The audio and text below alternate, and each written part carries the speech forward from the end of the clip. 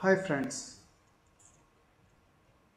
हम बात करते हैं हमारे देश के प्रधानमंत्री के बारे में, मोदी जी के बारे में। बहुत सारे लोग पता नहीं क्या क्या कहते हैं, क्या क्या नहीं कहते हैं। पर हाँ, मैं ये कह सकता हूँ कि देश बदल रहा है। मोदी जी काम कर रहे हैं, पीएम ऑफिस काम कर रहा है। और मान के चलिए कि मोदी जी तक एक आम आदमी की अप्रोच है जो बिल्कुल किनारे पे खड़ा हुआ है। ये मैंने प्रैक्टिकल अनुभव किया है और मैं उसी का एक आपको प्रूफ देना चाहता हूँ। देखिए, आपने देखा होगा कि नॉर्मल जितनी भी जो बैंक्स है, प्राइवेट बैंक्स है, इनमें मिनिमम अमाउंट या एवरेज अमाउंट मेंटेन करना पड़ता है। बैंक वालों से सुना होगा आपने कई बार। और कई बार हो सकता है कि अगर इन बैंकों में आप भी अगर मेंटेन करते हैं बैंक अकाउंट, तो कई बार आपका भी पैसा इन्होंने डिडक्ट कर लिया होगा।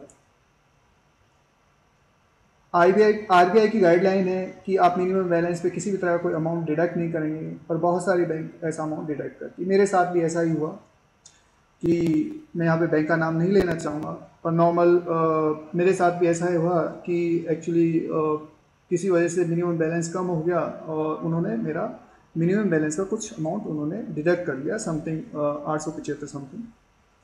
बैंक वाले से जब मैंने बात की तो बोले सर एक्चुअली कि ये आपने एवरेज बैलेंस मेंटेन नहीं किया, तो ये तो पैसा आपको देना ही पड़ेगा। एक्चुअली ठीक है, माथा फोड़ी करना हुआ, बेकार था, बड़ा दुख हुआ।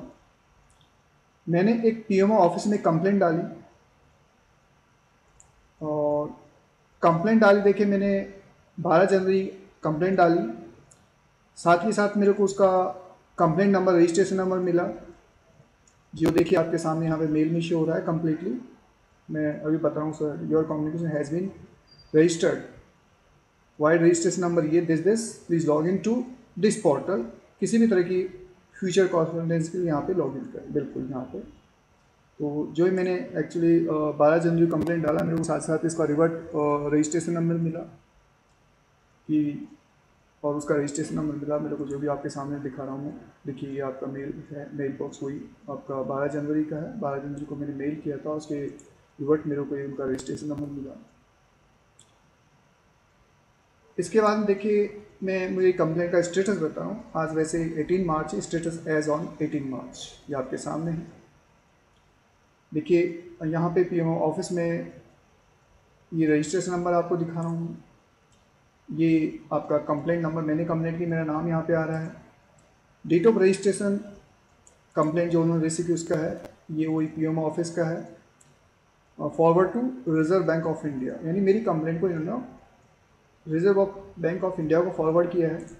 सारा डिटेल आपके सामने दे रखा है कम्प्लीटली। मैंने लिखी जो मैटर लिखा था वो आपके सामने।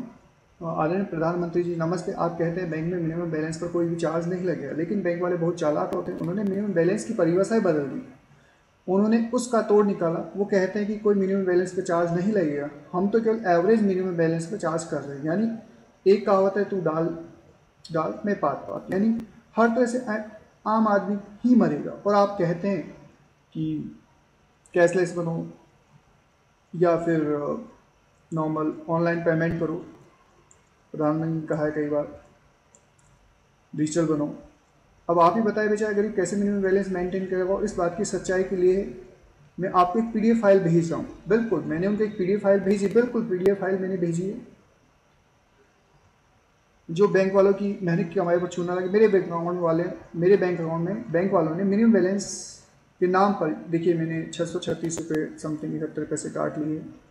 आप ही बताइए कि मैं क्या करूँ, डिजिटल पेमेंट क्यों करूँ, क्यों कैशलेस बनूँ?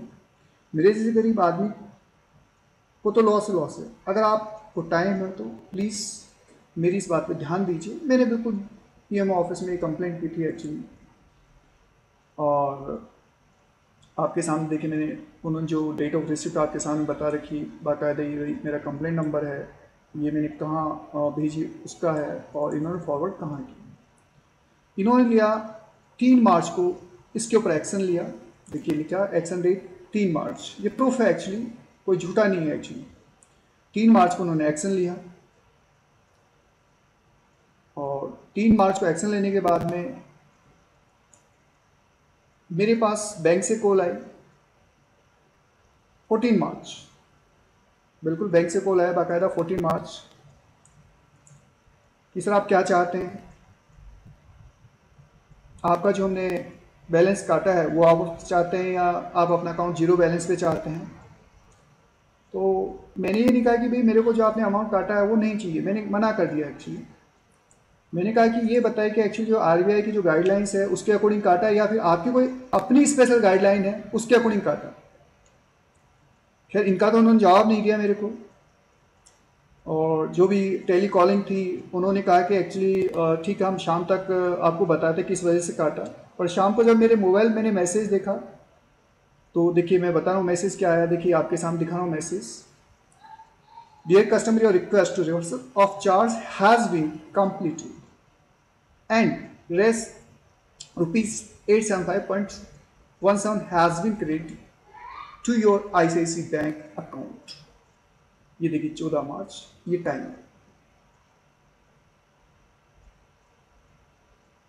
तो कहने का मतलब देखिए मैं यहाँ पे ये नहीं कह रहा कि मैं किसी बैंक की बुराई कर रहा हूँ, पर जब आपने भी देखा होगा नवंबर में जो नोटबंदी हुई थी उस टाइम पे PM मोदी ने कहा था, खुद ने कहा था कि एक्चुअली कि आप घबराए मत, किसी भी अकाउंट में मिनिमम बैलेंस पे कोई बैंक वाले चार्ज नहीं लेंगे। इससे पहले एक RBI की गाइडलाइन भी आई थी कि मिनिमम बैलेंस का आप किस तरह कोई भी अमाउंट चार्ज नहीं करेंगे। लेकिन ऐसे बहुत सारे बैंक हैं जो उन्होंने अपनी खुद की गाइडलाइन बना रखी है और उसके तहत लोगों की मेहनत की कमाई काट लेते हैं और एक आम आदमी हाथ मलता रह जाता है। तो खैर मेरा बैलेंस तो इन्होंने दे दिया नहीं दिया मैं इससे खुश नहीं हूँ, पर मैं ये चाहता हूँ इस वीडियो को आप स्पेयर करिए, बिल्कुल शेयर करें एक दूसरे के साथ में, जितना हो सके जितना बढ़ाइए, जिससे लोग अवेयर हो और जो बैंक की जो दादागिरी है मिनिमम बैलेंस में पैसा काटने वाली वो खत्म हो।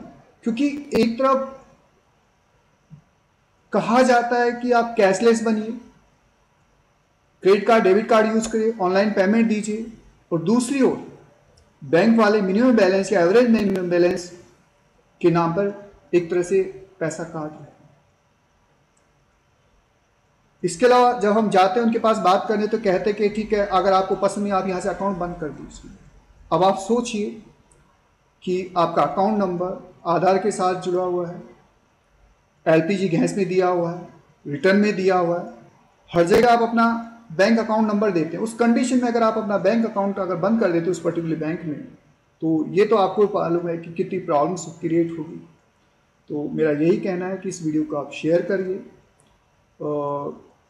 किसी एक कस्टमर का पैसा आने से मतलब नहीं है कि ठीक है मैंने कंप्लेंट किया मेरा पास पैसा आ गया, नहीं, इससे मतलब नहीं है। पैसा हर आदमी का आना चाहिए और जो इस तरह से बैंक की दादागिरी है वो ख़त्म होनी चाहिए। अगर आपको वीडियो लगा तो प्लीज़ अपने व्हाट्सएप ग्रुप फेसबुक पे शेयर करिए, जितना बढ़ाएंगे हो सकता है कि इसका कुछ अच्छा सॉल्यूशन निकले। Okay, thank you for watching my